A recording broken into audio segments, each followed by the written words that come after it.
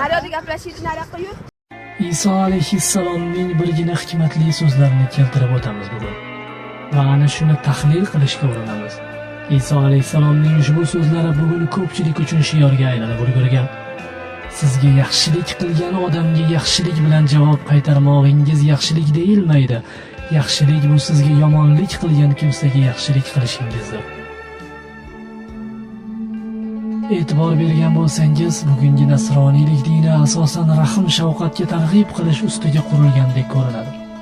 Ularning eng ko'p ishlatadigan so'zlari yaxshilik qilish, mehr ko'rsatish hamda o'ng yuziga urilsa chap yuzini tutib bermog'i. Aslida jiddiy o'ylab qaraladigan bo'lsa, islom dinining ham mag'zi shu. Lekin nima uchun Alloh tomonidan Iso alayhissalomga tushirilgan Injilda asosan rahm va shafqat haqida gap ketadi? Buning yetarlicha sabablari bor ekan. Iso alayhissalom davrida odamlar haddan tashqari qalblari qotib ketganligi ma'lum.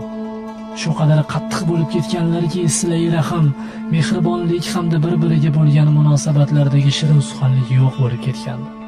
Alloh taolo har bir qavmga muolaja tariqasida o'sha qavmga kerakli ko'rsatmalarni bergan. Musa alayhissalom davrida yahudiylarning haddan tashqari ayyor bo'lib ketganliklari bois asl Tavrotda hukmlar qattiq kelgan deyshadi olimlar.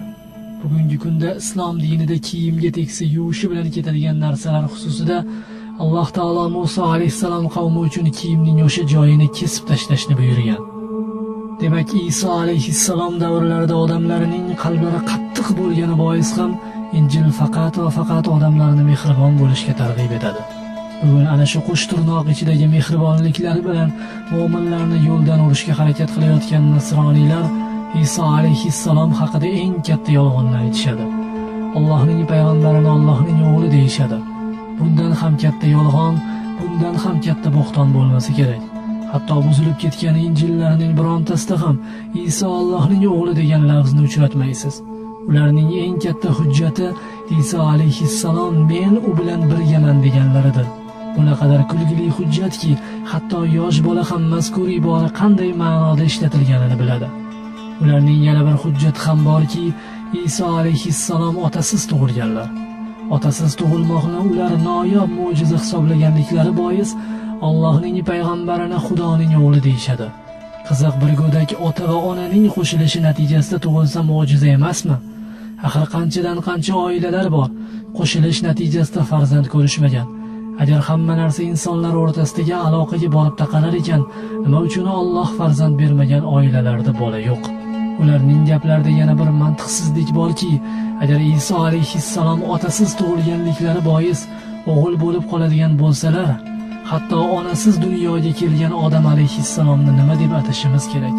Bugungi kunda nasroniylikning o'zida shubhalar, gumonlar.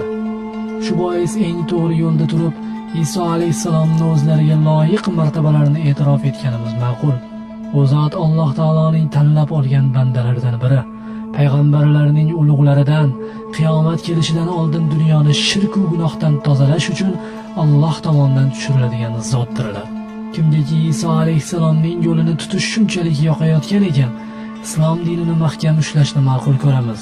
Zero Iso ibn Maryam alayhissalom payg'ambar bo'lganimdan ko'ra Muhammad sallallohu alayhi va sallamning ummati bo'lganim ma'qul deganlar. Xolis so'raganlar shuni va Alloh taolo ushbu duoni mustajob qilib, Iso alayhissalomni qiyomatdan avval tushirishni iroda qildi. Eng qizig'i ana shu Iso alayhissalom ummat bo'lish orzusida hatto namozga imom bo'lishdan ham bosh tortadilar. Orqada o'qiydilar. Haqiqiy din mana bizniki deb bong urgan holda hammani chalg'itayotgan insonlarga chin iymon egasi oddiygina javob bermoq lozim. Iso alayhissalom aslida sizlarniki emas, biznikidir. U zot hammani faqat va faqat Alloh taoloning o'ziga sig'inishga, faqat va faqat Allohning o'zidangina madad so'rashga chaqirganlar demoqning o'zi kifoyadir.